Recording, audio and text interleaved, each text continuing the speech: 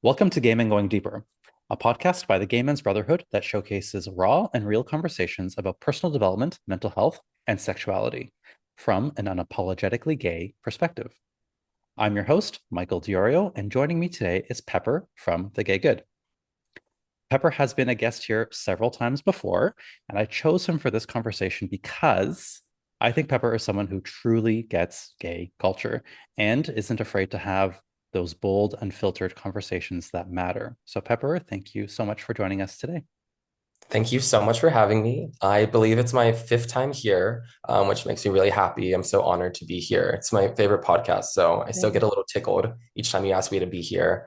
And yeah, I can't wait to get into our discussion on empowered bottoms. Yes, I'm so thrilled for this topic. So, yes, today's episode is called Empowered Bottoms, and we'll be discussing things like the different types of bottoms, power and control in the bedroom, what it means to own your pleasure without apology, advocating for yourself and setting boundaries, and sexual health and feeling good in your choices.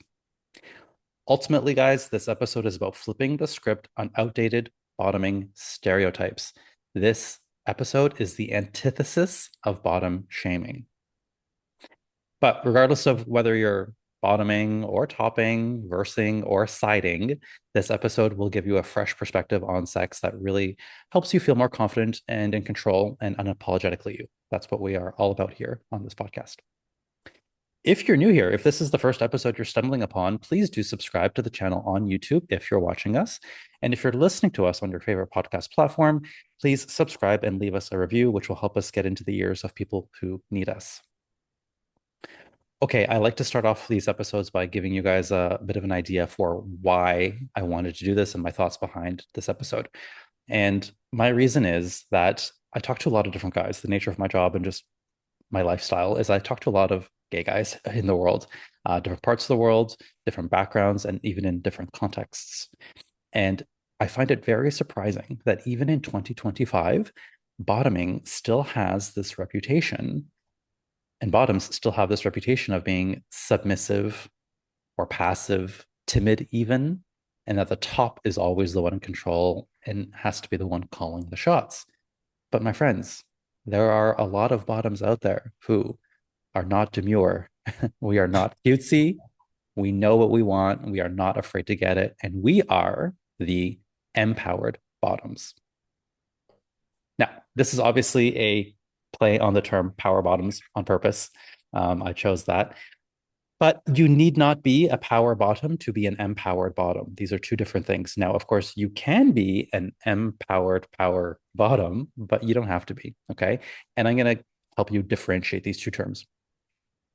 A power bottom is how you bottom, it's the way you do it. So, taking charge, calling the shots, being assertive, you have a high stamina and no limits on how much you can take. The focus is on the how, focus is on the action, while an empowered bottom is more about the why. It's about owning your choices, your pleasure, your boundaries, knowing why you're doing it, and really owning that, right? So you could be strong and assertive, or you could be soft and sensual. You could be dominant, you could be submissive, you could be playful, passionate, everything in between. It's not about the how, it's about the why. So the good news is any kind of bottom out there, any flavor of bottom can be an empowered bottom. So I'm talking to the power bottoms, talking to the bossy bottoms, talking to the subs, the bratty bottoms, the greedy bottoms, the lazy bottoms, and even the sides. Okay. We can all be empowered in the way we bottom. So think of it this way: a bottom goes along for the ride, a power bottom is driving the bus, an empowered bottom is choosing the destination, picking the playlist, and ensuring the ride is enjoyable, regardless of whether or not they're driving. Okay. So that's how I would describe empowered bottom in my own words. But I want to hear from Pepper. Tell us in your own words, what does it mean to you to be an empowered bottom? Yeah, absolutely. First of all, I love that car analogy. Like we're calling the shots we're making a left. We might take the wheel sometimes. Mm-hmm. To me, an empowered bottom is someone that truly allows themselves into bottoming and they kind of break up the stereotypes or the illusion or the picture that we may think, or society may think, gay society may think when we think of the word bottom, whether it be images that's continuously reinforced through porn, through X, through Blue Sky, through Instagram. It's about adding your own unique flavor into it, whether you said that's someone that's a little bit more assertive, someone that's a little bit more feminine or masculine. It's whatever that means to you, whatever makes you feel more confident, more comfortable, more safe, more ready, whatever gets you to open up, you Yeah. know? Bottoming, there's a mental game, there's a whole physical game, and we'll get all into it. But to me, being an empowered bottom is ease.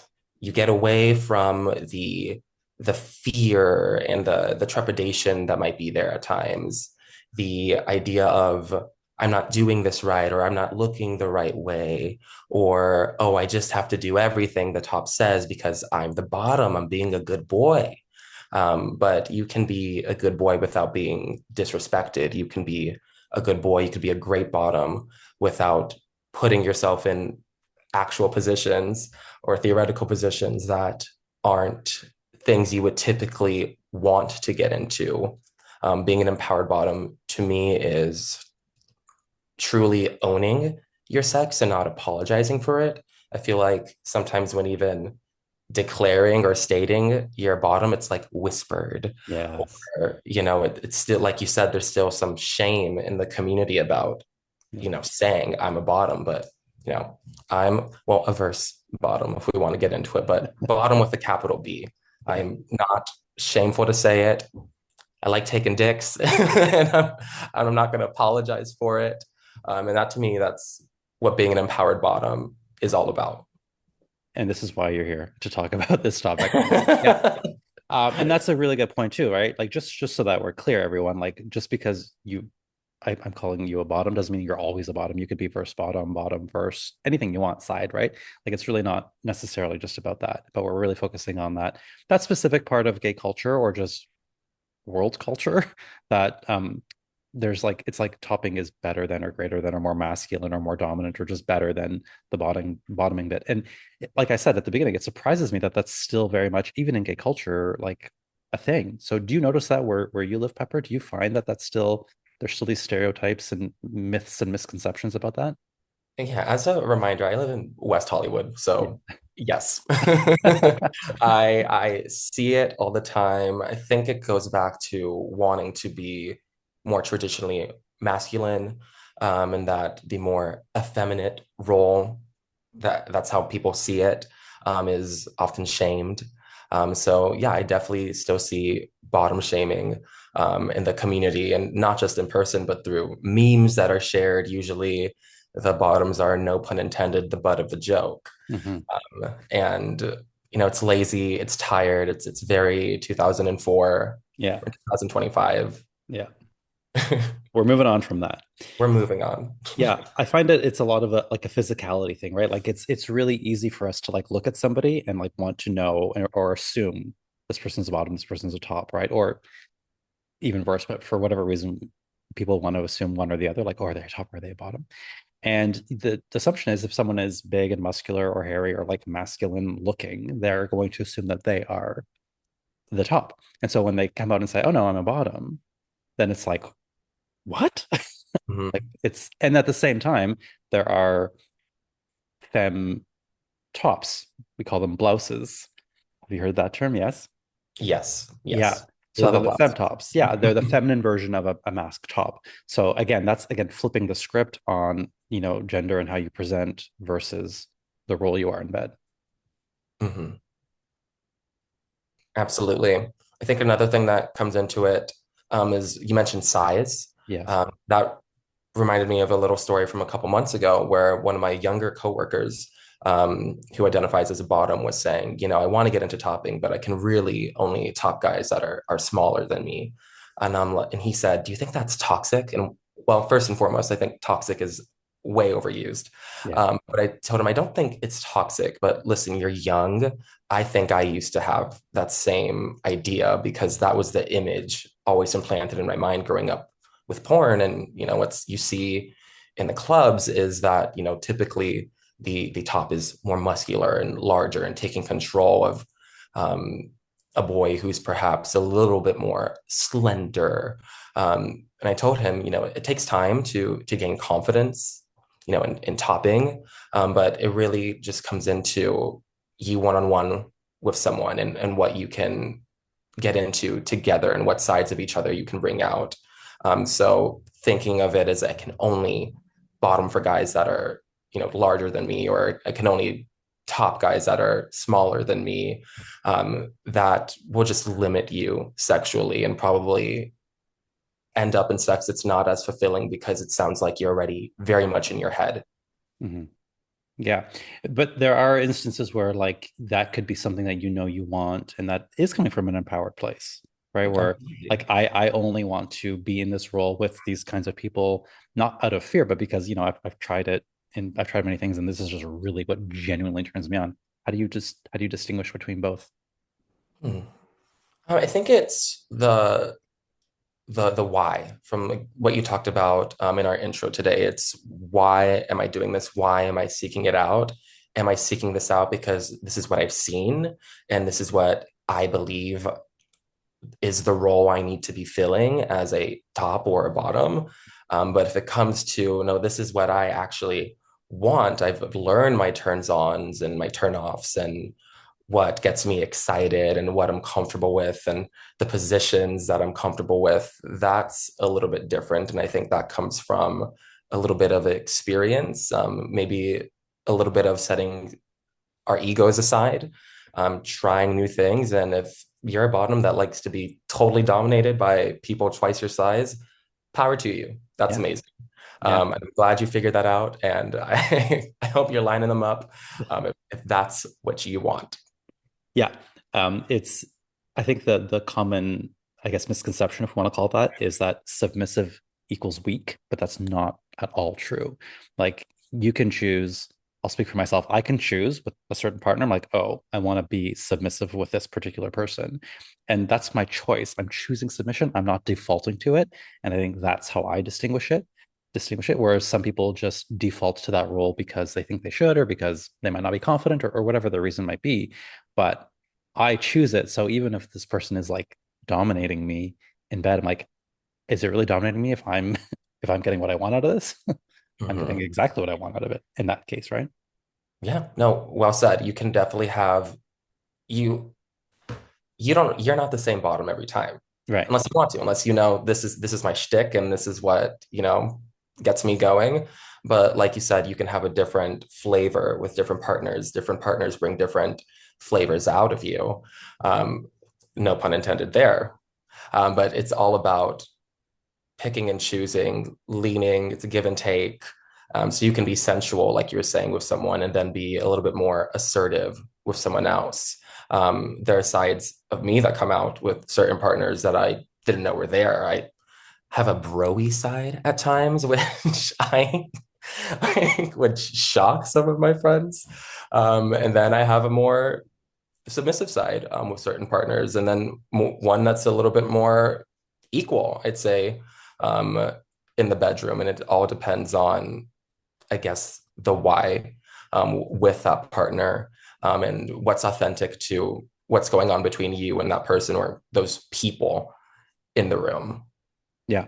This is one of the things I love about sex, for me personally, is that I'm already like maybe it's my Gemini-ness, but like I'm already a man of many faces and many Hmm. I can adapt to lots of different situations.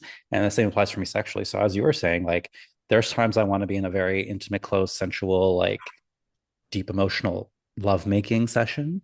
And there are times that I want to be like dominant, more in the top energy, and I want to lean into that for me. And then there's times where I want to be more of the submissive one. And like it really depends on the flavor. And that's what I encourage everyone out there is to be like, you know, taste all those flavors, see what works for you, own what does, and also own what doesn't, and set those boundaries when something is not working for you. Just be able to say, this is what I like, this is what I don't like. I feel like this today, but that might not mean I want the same thing tomorrow, right? It's sex can be very fun that way. It's really about tasting all the flavors of the rainbow.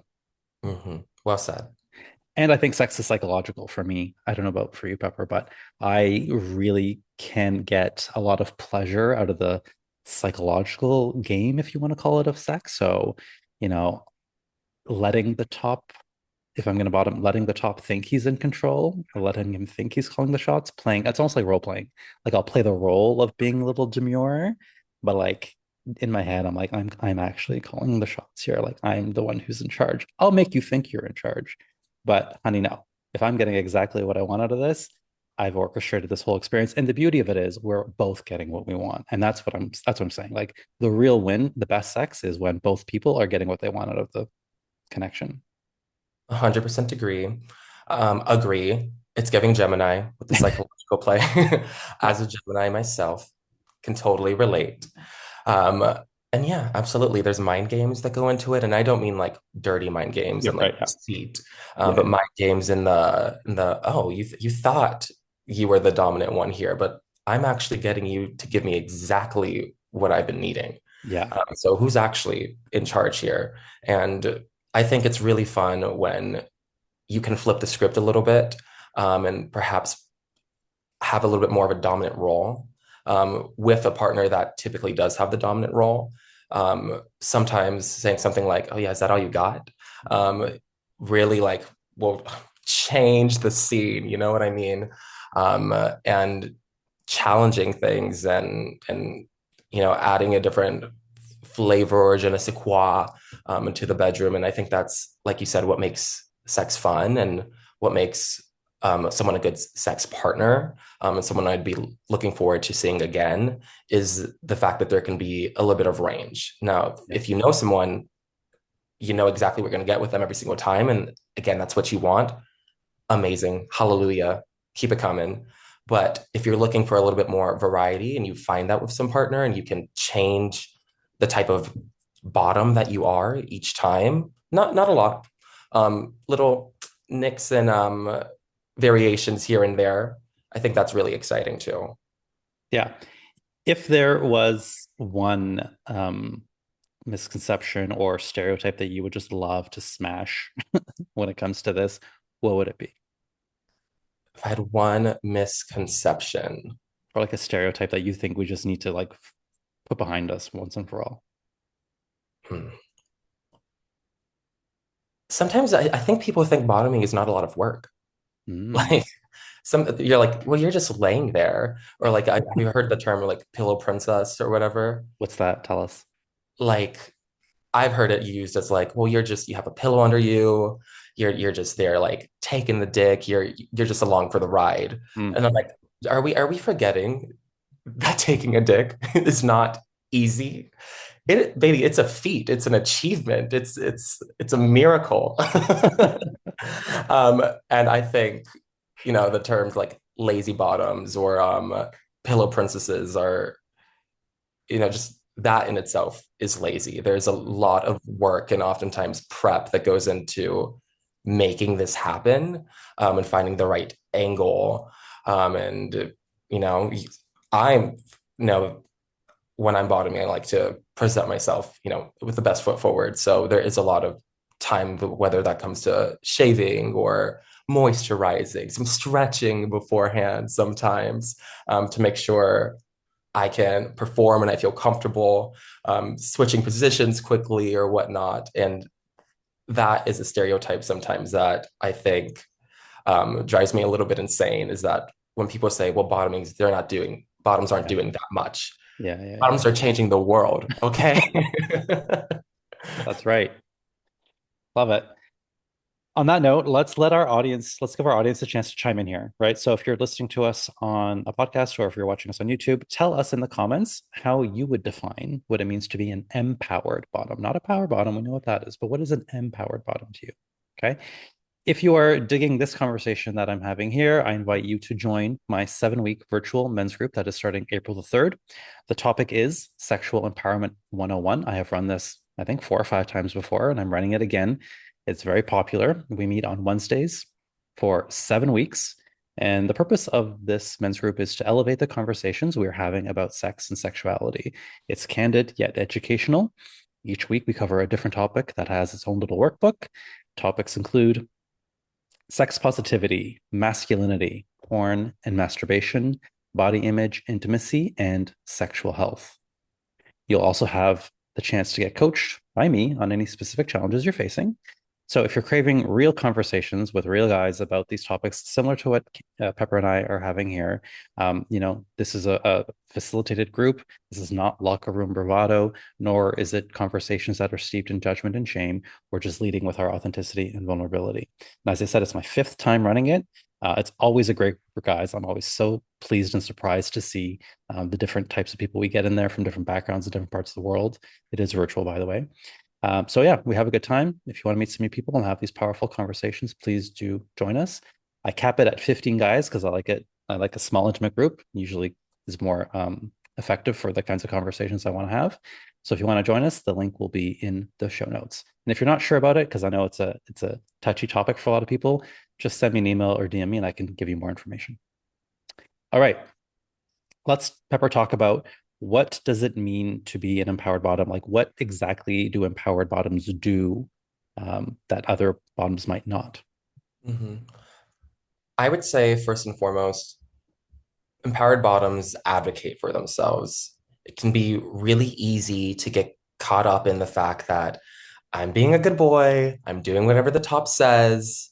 Even if it hurts, I'm fulfilling this role. And I've been guilty of that at times. I'm sure we all have, especially in my younger 20s, Yeah. of powering through when things were hurting, which can lead to fissures, can lead to pain, can lead to, bloody experiences.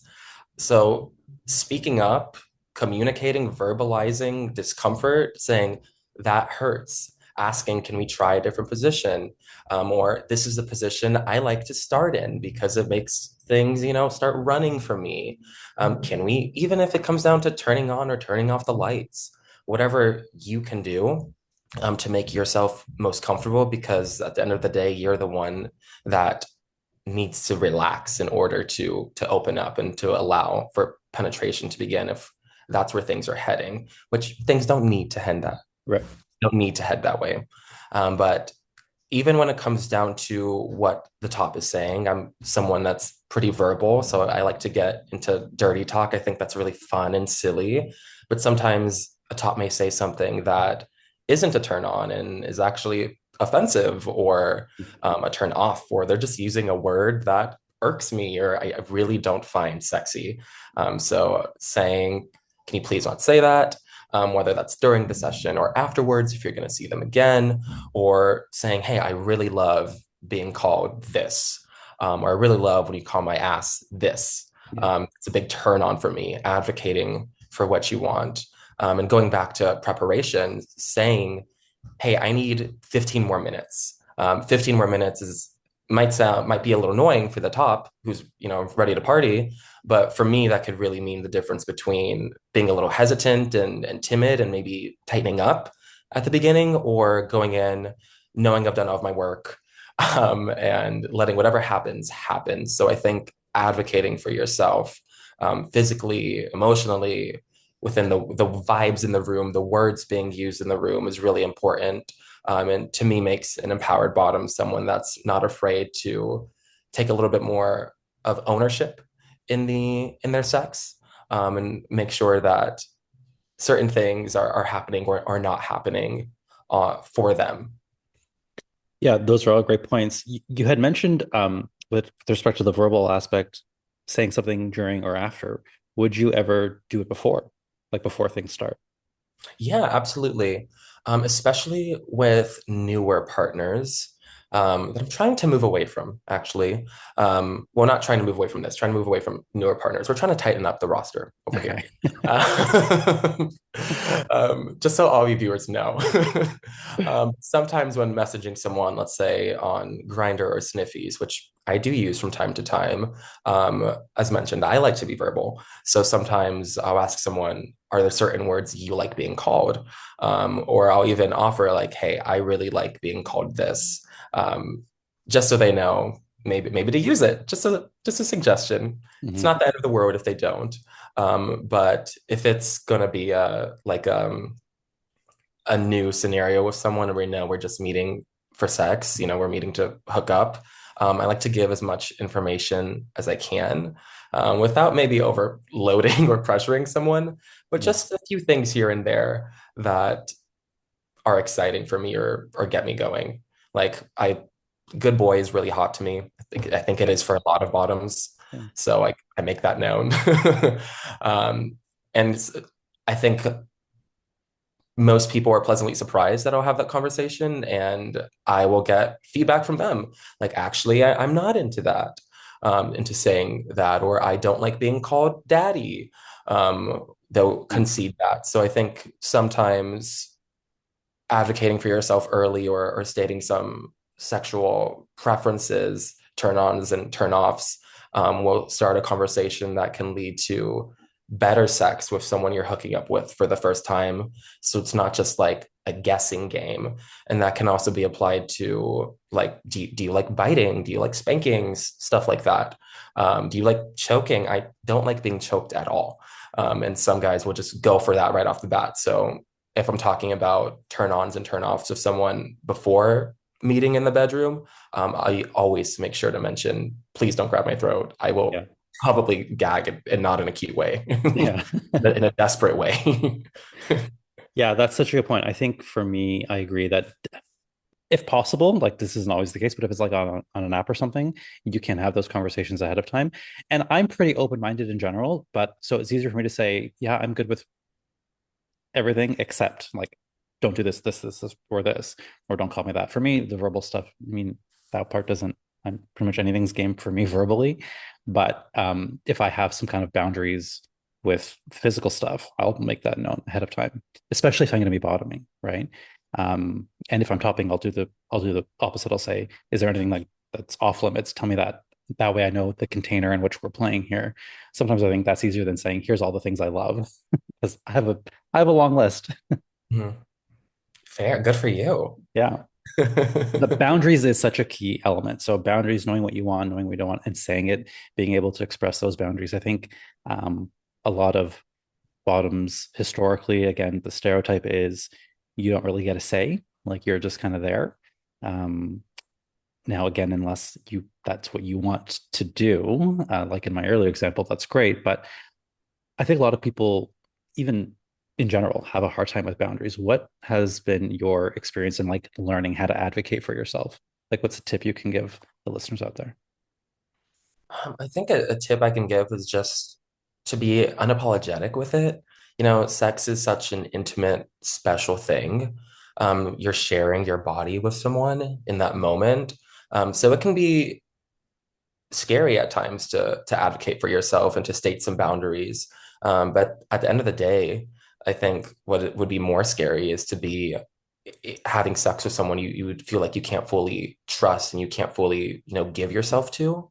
Yeah. So as awkward as it may be, or it may sound to someone who's not used to advocating for themselves, to start asking, or to start sharing some preferences and some do's and do nots, um, I've only found it to lead to better sex and to ease my worries, when meeting with someone, especially if it's a a partner that's newer.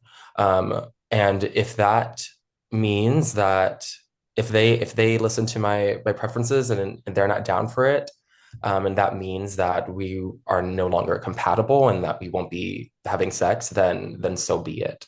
Yeah.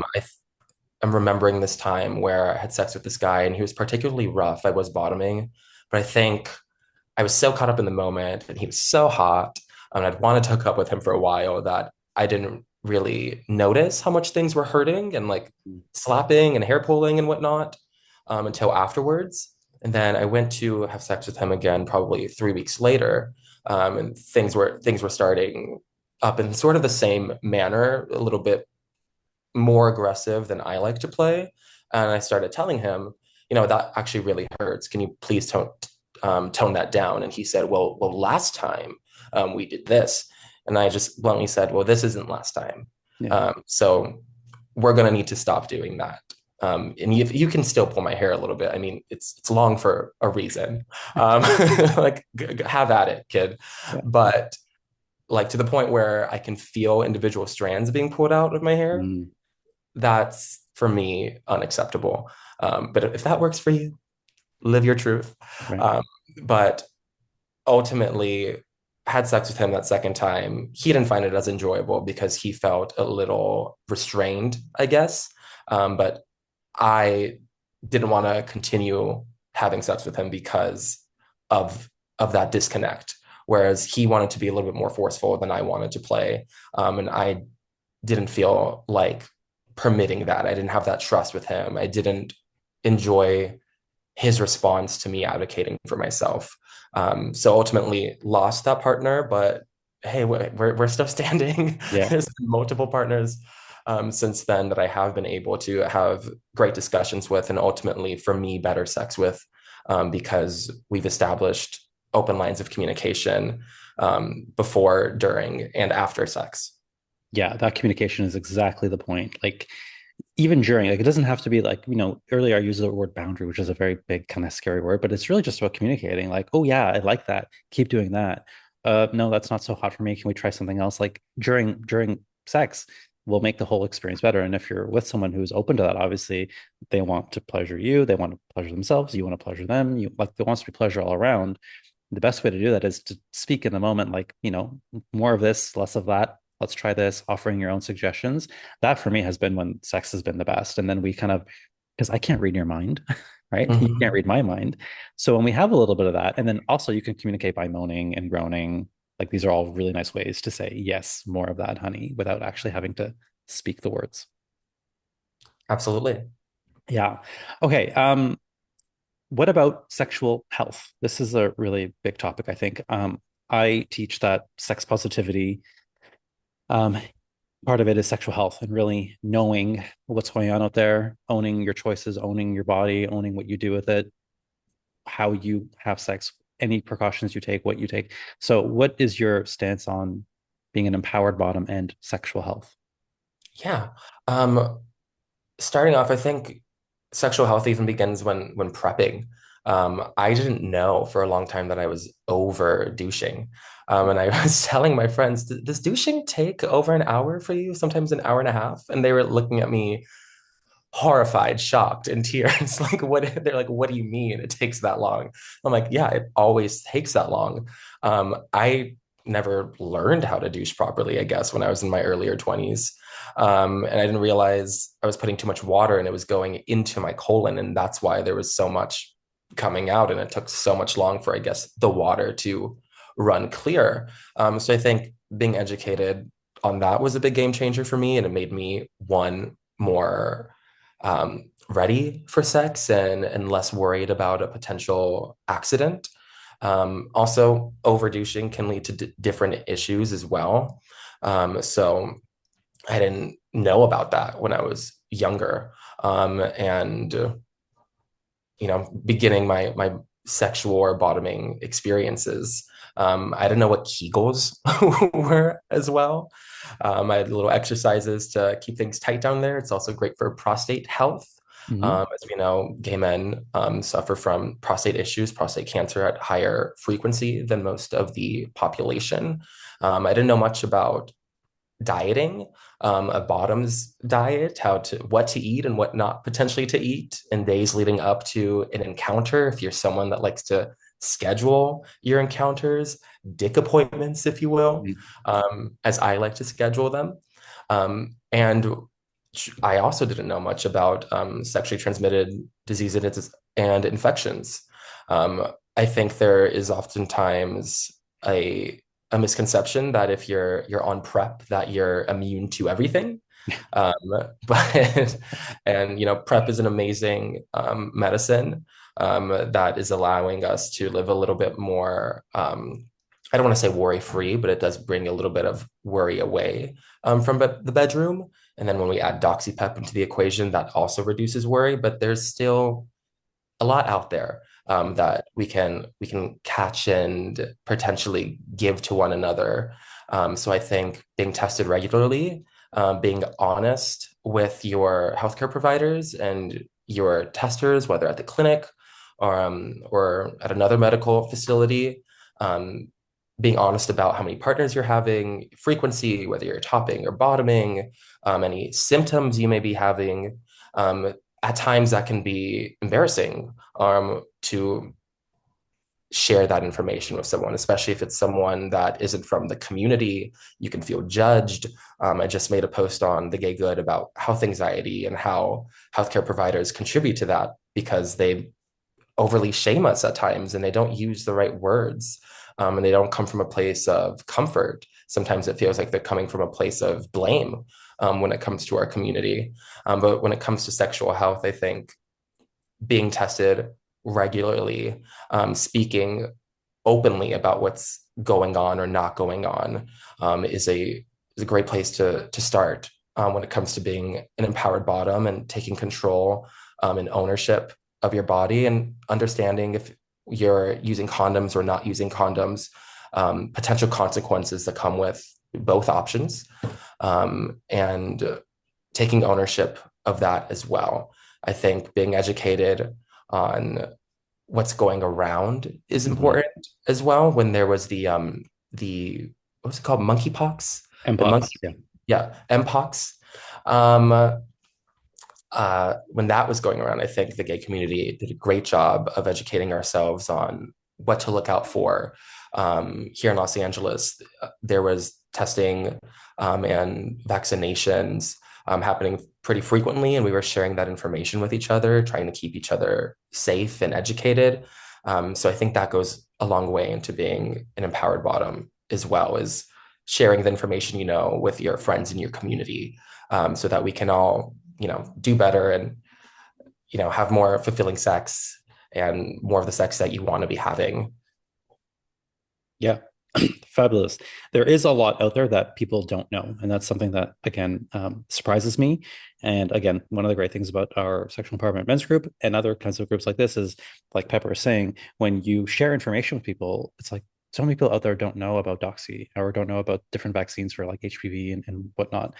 And oftentimes it's because they're either too afraid to tell their provider that they're having sex with men, or the provider just doesn't know, unfortunately, if they're living somewhere where that just is not common.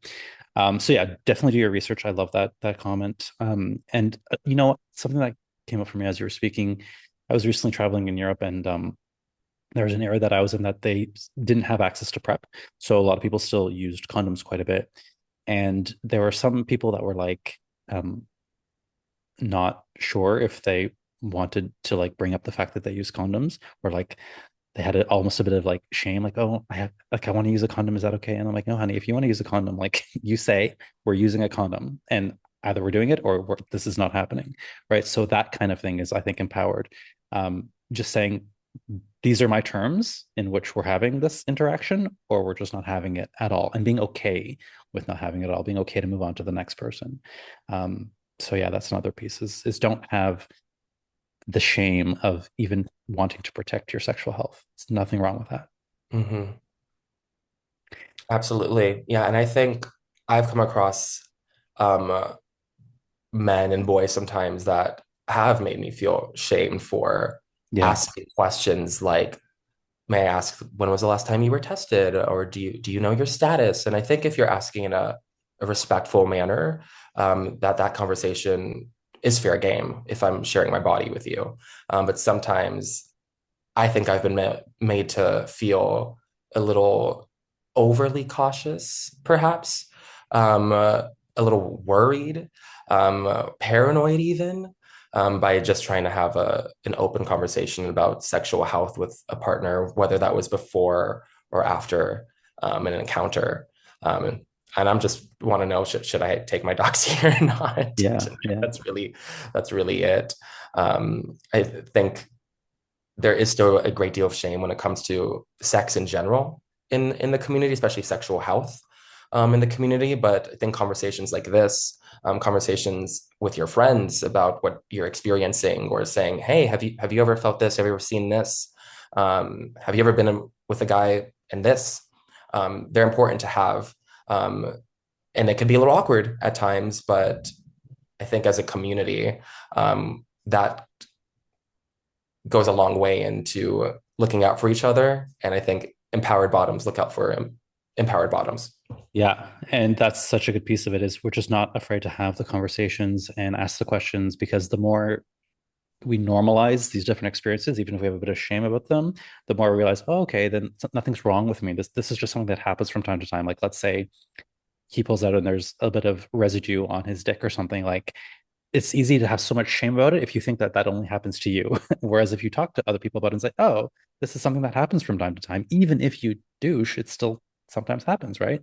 So, yeah, anything where you're normalizing conversations, having them openly, candidly, without the shame, without the judgment, without the stigma, I think that just helps us all feel empowered as a community about sex in general, regardless of the role. Absolutely.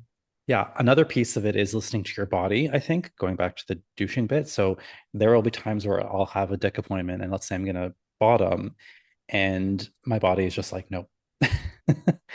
And option one, when I was younger, was like, okay, let's just deal with it. I already said yes, I'm not gonna turn back now. Like I feel bad and I don't want it's a very people pleasing mentality, like, oh, I owe this to him.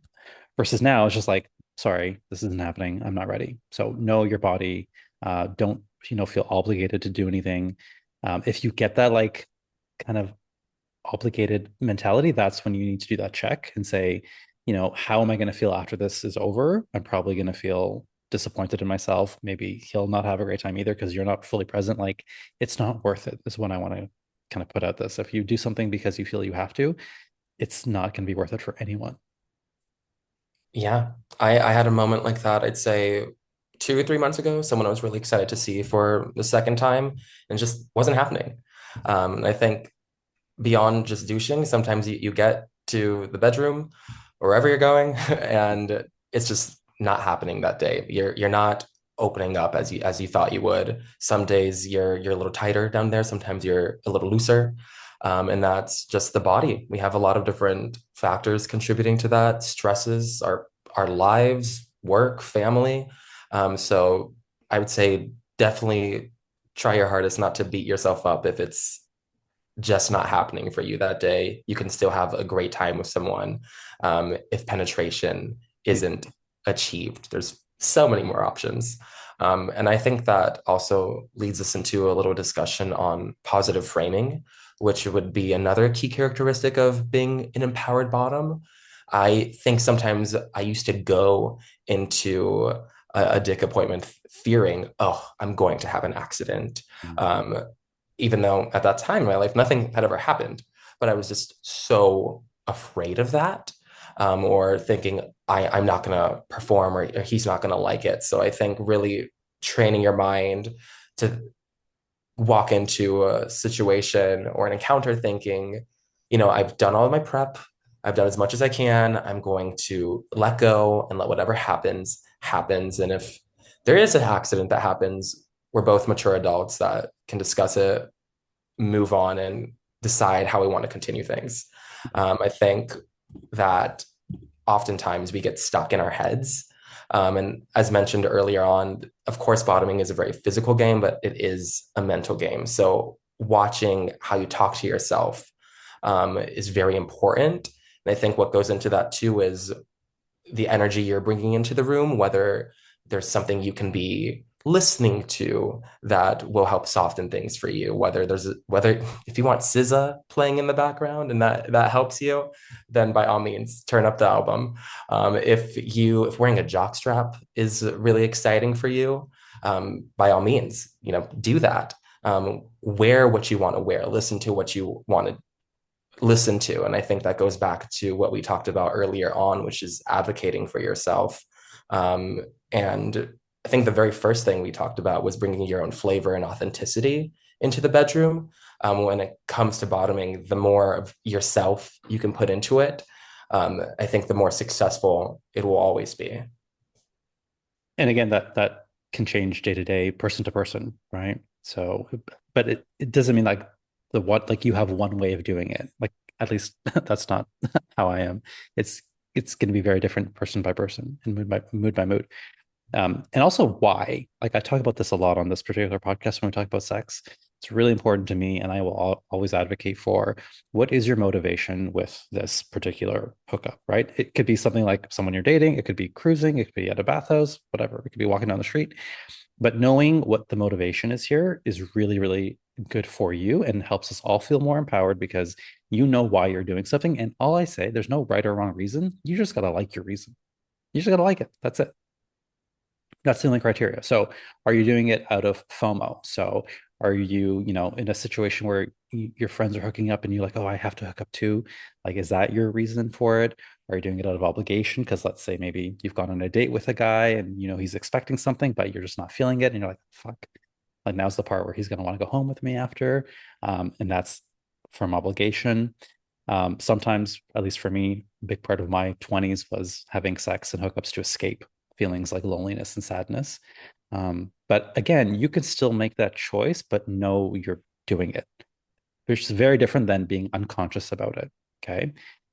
Then there's having sex for pleasure, which is my favorite, my favorite one, just for the sheer fucking fun of it, because it feels good. And there's for connection, there's someone you like, you want to build that intimacy. It's really about the connection of the person. It's very relational, very intimate.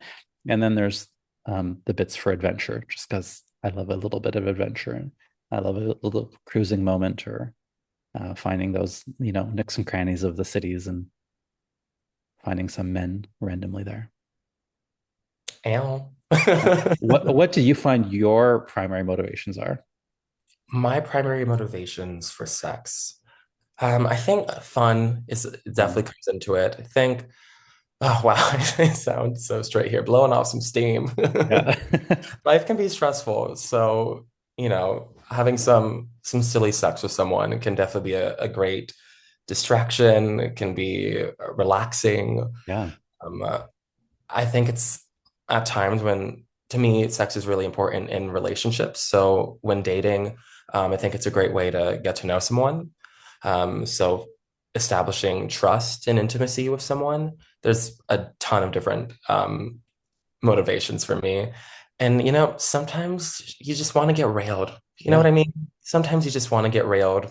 And that's a beautiful thing. Is it for you similar to me where I feel free to not answer if you don't feel comfortable, where it really depends on the person? Like, do you get do you find you're in either top mode or bottom mode or first mode, depending on who is like the energy in front of you? Yes. Yeah. Yeah. Absolutely. 100%. Yeah, it's very much the same for me. And it's always surprising. Or people will do that with me. Like they'll think, oh, I thought we were going to do this. And I'm like, no, actually, we're going to not do that. We're going to do it this way. And that's part of being an empowered bottom as well, right? But by the way, when I say that, I'm not making them do anything. It's always consensual. I want to make that clear. That was clear for me. So Okay. I hope it is for the viewers as well. Yeah, yeah, yeah. Okay, anything else, Pepper, in terms of what kinds of steps we can take or what are the specific things that empowered bottoms do? Yeah, let me take a look through my notes for a second. I think I've covered, let's do a little recap of things we've discussed so far. We've talked Sure. about advocating for yourself, Yes. not being afraid to say, let's try this, that hurts her, um, not allowing yourself to be disrespected. Um, Again, you can be a good boy without being disrespected. Challenging stereotypes and bringing your own authenticity into the bedroom. Having a positive mindset when heading into a dick appointment or into an encounter, and owning your sexual health. To me, those are the five pillars. And as cheesy as this may sound, I would just say have fun with it. This was Yep. a whole hour we talked about bottoming, but at the end of the day, we're talking about putting a dick up your butt, having fun with it, trying new things, not trying new things, you know. When I do yoga, sometimes with this lovely woman named Amy, sometimes she'll say, "Don't be afraid to smile." And sometimes when I'm bottoming, I think of that. And I'm like, don't be afraid to smile, kid. Um, and I've noticed things typically feel better when you have a smile on your face. Hopefully it's not a creepy smile. It's like, I wouldn't say it's a creepy smile. I'd say it's yeah, a very, beautiful smile. Yeah. I'd say it's a very handsome, warm, inviting smile. Yeah. That says keep going. Yeah. Yes, please. Please, please, please. Um, Having fun with it is like what I would end on. Yeah. I think going back to a number of examples, when I was younger, I used to put so much pressure. I used to operate from a place of fear. I used to operate from a place of this is what it's supposed to look like and feel like, and operate from a place of I'm here to pleasure him. Hmm. Um, your pleasure is so important. Your sense of fun is so important. Your sense of safety is the utmost important.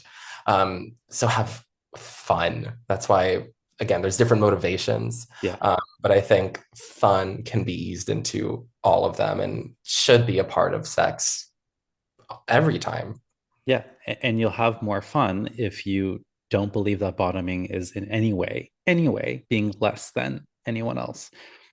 It's really about choosing what feels right for you, choosing your fun, knowing that fun can be different from person to person, and that's okay. And just shamelessly owning, like, this is the fun I want to have. This is how I want to do it. And that's okay. Not all bottoms are passive. Not all tops are active. This is one thing I want to make sure the viewer and listener takes out of this episode because we just got to crush those stereotypes. Mhm. We have to just know what we want and not be afraid to get it. So, my call to action for the viewers and listeners out there is next time you're feeling in the mood to bottom, do it from a place of power. Own it. Don't feel ashamed that you want to bottom. Demand what you want and then enjoy every last juicy second of it. Yes. Yeah. My call to action would be for our viewers, the next time someone asks you what your role is, if you're so inclined to share, don't whisper it. Don't go, I'm a bottom. Say it loud and clear. I'm a bottom and own it. It's fun. It's fulfilling and you like it for a reason. So don't shy away from it. Don't self-shame yourself when declaring that you're a bottom. Own it. Put it on a t-shirt, sell it, rep it. Beautifully said. Pepper, where can our viewers and listeners find you? Yes, you can find me at the Gay Good on Instagram. It is a Instagram channel I've been working on for almost 5 years now, which sounds so weird. But my work really centers around creating content that makes queer people, oftentimes queer men, feeling seen and understood. And really centers on sparking conversations such as this one, conversations that we think about, but we don't necessarily act on and actually have with others. That's always been the mission of the page, and something I just can't wait to continue working on. Awesome. Great. And Pepper, I love all your content. You know that. I'm a big fan of it. So yeah, please do check out his Instagram. All right. I want to thank you, Pepper, for joining us today. Thank you to our viewers and listeners for coming along on this ride. Haha. If you enjoyed this conversation, please do remember that this podcast is viewer and listener supported. So please go ahead and make a donation to the show using the link in the show notes. If you're watching us on YouTube, all you got to do is tap that thanks button and it'll do it for you.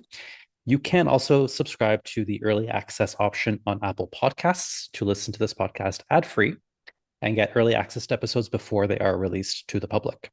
All of your support helps us to continue making content for you and supporting our beautiful community. So we thank you in advance. All right, guys, we'll see you in the next episode. Bye. Bye.